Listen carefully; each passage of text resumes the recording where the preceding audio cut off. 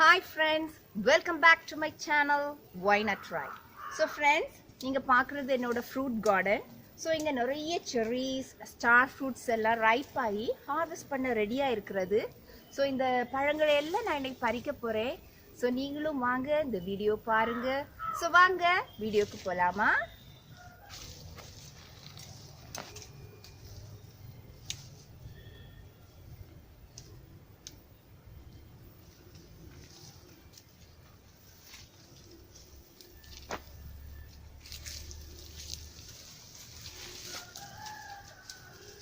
செடிகள் இருக்கு ஃப்ரெண்ட்ஸ், பாருங்க.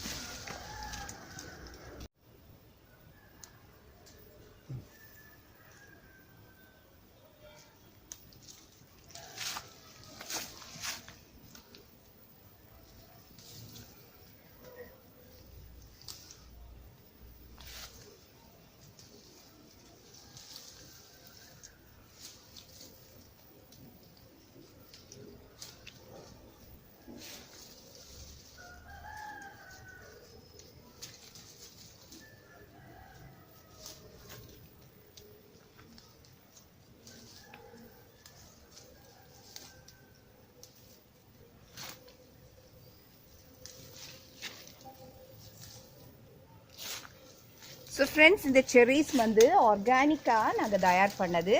ஸோ இந்த செர்ரீஸில், இந்த செடியில் நாங்கள் வந்து ஆர்டிஃபிஷியல் ஃபெர்டிலைசர்ஸ் எதுவுமே யூஸ் பண்ணுறதில்ல. கொஞ்சம் மழை வந்துச்சுன்னா அதிகமாக பழங்கள் இதில் வரும். ஜஸ்ட் ஒரு மழை வந்துச்சாலே உடனே பூக்கள் பூத்து நிறைய ஃப்ரூட்ஸ் வந்து இந்த மாதிரி கிடைக்கும்.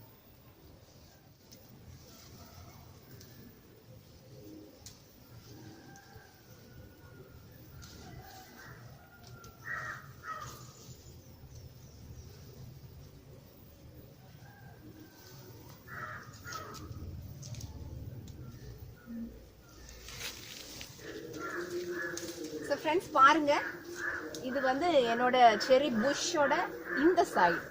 ஸோ இந்த ஆப்போசிட் சைட்லேயும் இவ்வளோ செரிஸ் வந்து ரெடியாக இருக்குது ஹார்வெஸ்ட்க்கு. ஸோ இதெல்லாம் நான் பறிக்க போகிறேன். ஸோ செரியில் பார்த்தீங்கன்னா ஜூஸ் பண்ணலாம், செரி ஜாம் பண்ணலாம். இப்போ நிறைய செரி வந்துச்சுன்னா செரி ஒயின் கூட பண்ணலாம். நான் செரி ஒயின் ஒரு வாட்டி பண்ணியிருக்கேன். ரொம்ப டேஸ்டியான டெலிஷியஸான ஒயின் அது. ஸோ இது பல்காக வந்து செரி ஹார்வெஸ்ட் ஆச்சுன்னா செரி ஒயின் கூட பண்ணிக்கலாம்.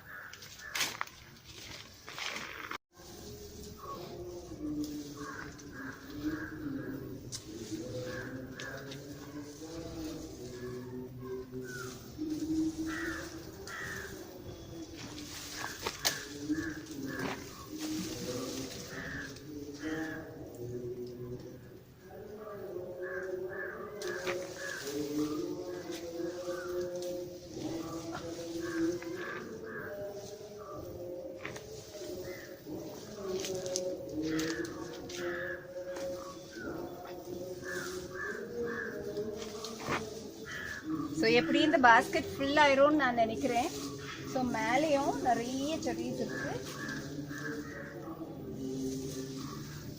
ஸோ வீட்டிலே நம்ம பழத்தோட்டத்தில் இந்த மாதிரி ஆர்கானிக்கான ஃப்ரெஷ்ஷான ஃப்ரூட்ஸை பறிக்கிறது ரொம்ப ஆனந்தமான விஷயம்.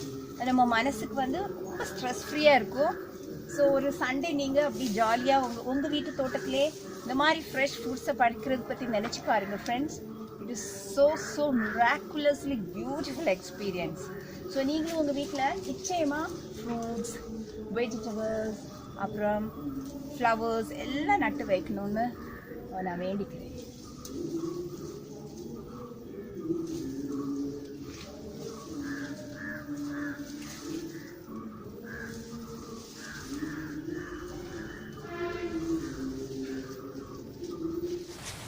ஸோ ஃப்ரெண்ட்ஸ் பாருங்கள், இவ்வளவு செர்ரீஸ் நான் ஹார்வெஸ்ட் பண்ணி வச்சுருக்கேன்.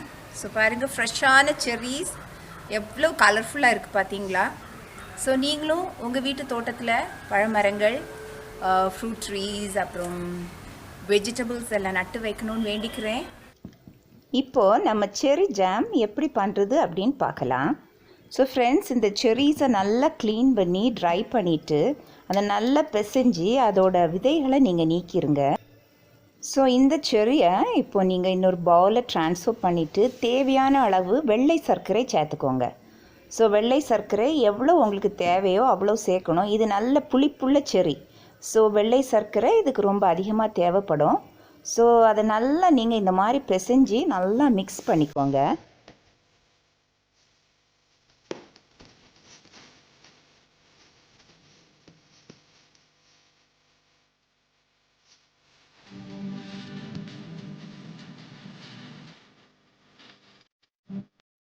ஒரு அடிக்கனமான பாத்திரத்தை எடுத்து அது நல்ல சூடான உடனே இந்த கலவையை நீங்கள் அப்படியே அதில் கம்ப்ளீட்டாக ஊற்றிட்டு நிதானமாக ஒரு உடன் ஸ்பேச்சுலா, அதாவது ஒரு மரக்கரண்டி எடுத்து நல்லா கிண்டி விட்டுட்டே இருங்க. ஸோ ஃப்ரெண்ட்ஸ், இது தோராயமாக ஒரு 30லேருந்து 45 மினிட்ஸ், அதாவது ஒரு அரை மணி நேரத்துலேருந்து 3/4 மணி நேரம் வரை நீங்கள் இப்படி கிண்டிகிட்டே இருக்கணும். ஸோ ஃபைனலாக அந்த ஜாம் பதம் வரும்போது உங்களுக்கு தெரியும். அது ரொம்ப திக்காக நல்ல ஜாமோட கன்சிஸ்டன்சி வரும்போது அடுப்பை ஆஃப் பண்ணி அதை நல்லா குளிர வச்சுக்கோங்க.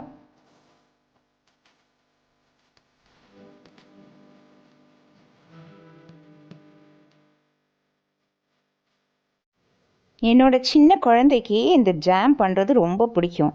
அவள் செர்ரீஸை பார்த்தாலே செர்ரி ஜாம் பண்ண ஸ்டார்ட் பண்ணிடுவா. ஸோ இன்றைக்கி இந்த ஜாம் கம்ப்ளீட்டாக அவள் தான் பண்ணியிருக்கா. ஸோ இப்போ பாருங்கள் ஃப்ரெண்ட்ஸ், அந்த ஜாமோட கன்சிஸ்டன்சி வந்துருச்சு. ஸோ ஜாம் ரெடி ஆயிடுச்சு. ஸோ இனிமேல் என்ன, அதை ஆற விட்டு நீங்கள் பாத்திரத்தில் ட்ரான்ஸ்ஃபர் பண்ண வேண்டியது தான்.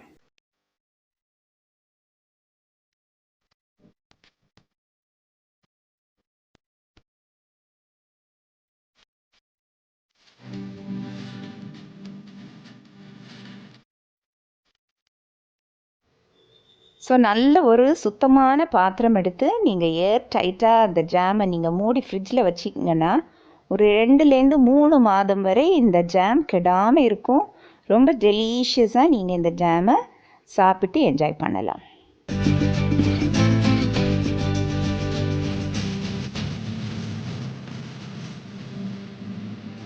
ஃப்ரெண்ட்ஸ், உங்களுக்கு என் சேனல் பிடிச்சிருந்தா சப்ஸ்கிரைப் பண்ணுங்கள், லைக் பண்ணுங்கள், உங்கள் கமெண்ட்ஸை டைப் பண்ணுங்கள்.